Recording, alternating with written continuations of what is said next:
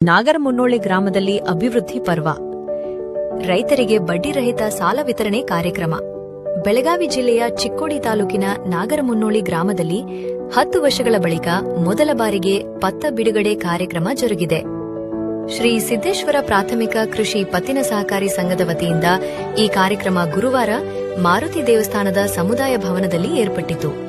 ಕಾರ್ಯಕ್ರಮದಲ್ಲಿ ರೈತರು ಮತ್ತು ಮುಖಂಡರಿಗೆ ಸನ್ಮಾನ ನೆರವೇರಿಸಲಾಯಿತು. ಕೆಲ ರೈತರಿಗೆ ಪತ್ತ ವಿತರಣೆ, ಡಿಪಾಸಿಟ್ ಮಾಡಿದ ಸದಸ್ಯರಿಗೆ ಗೌರವ ಸಲ್ಲಿಸಲಾಯಿತು.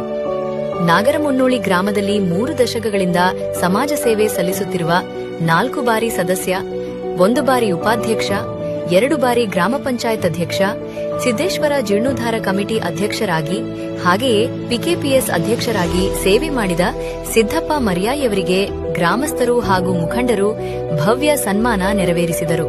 ಸಿದ್ದಪ್ಪ ಮರ್ಯಾಯಿ ಅವರ ಪ್ರಯತ್ನದಿಂದ ಗ್ರಾಮದಲ್ಲಿ ಸಾಕಷ್ಟು ಅಭಿವೃದ್ಧಿ ಕಾರ್ಯಗಳು ನಡೆದಿವೆ ಎಂದು ಗ್ರಾಮಸ್ಥರು ಮೆಚ್ಚುಗೆ ವ್ಯಕ್ತಪಡಿಸಿದರು. ಇನ್ನು ಜಿಲ್ಲಾ ಉಸ್ತುವಾರಿ ಸಚಿವ ಸತೀಶ ಜಾರಕಿಹೊಳಿ ಅವರ ಸಹಕಾರದಿಂದ ಮುಂದಿನ ದಿನಗಳಲ್ಲಿ ಗ್ರಾಮದಲ್ಲಿ ಹೆಚ್ಚಿನ ಅಭಿವೃದ್ಧಿ ಸಾಧ್ಯವಾಗಲಿದೆ ಎಂದು ಸಿದ್ದಪ್ಪ ಅವರು ಪ್ರತಿಕ್ರಿಯೆ ನೀಡಿದರು.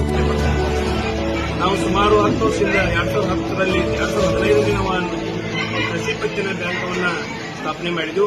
ಕ್ರಮವನ್ನ ಮಾನ್ಯ ಜಿಲ್ಲಾ ಉಸ್ತುವಾರಿ ಸಚಿವರಾದ ಸತೀಶನ ಜಾರಕಿಹೊಳಿ ಆಗಿರಬಹುದು, ನಮ್ಮ ಬ್ಯಾಂಕಿನ ಅಧ್ಯಕ್ಷರಾದ ಅಪ್ಪಸನ ಕುಲಗೂಡಿ ಇರಬಹುದು, ಇನ್ನೂ ಎಲ್ಲ ಬ್ಯಾಂಕಿನ ಡೈರೆಕ್ಟರ್ಗೆ ನಾನು ಇವತ್ತು ನಮ್ಮ ಪತ್ತು ಮಂಜೂರು ಮಾಡಿಕೊಟ್ಟು ಇವತ್ತು ರೈತರಿಗೆ ಅನುಕೂಲ ಮಾಡಿಕೊಟ್ಟವರ ಅವರಿಗೆ ನಾನು ತುಂಬಾ ಅಭಿನಂದನೆ ಹೇಳಕ್ಕೆ ಇಷ್ಟಪಡ್ತೇನೆ.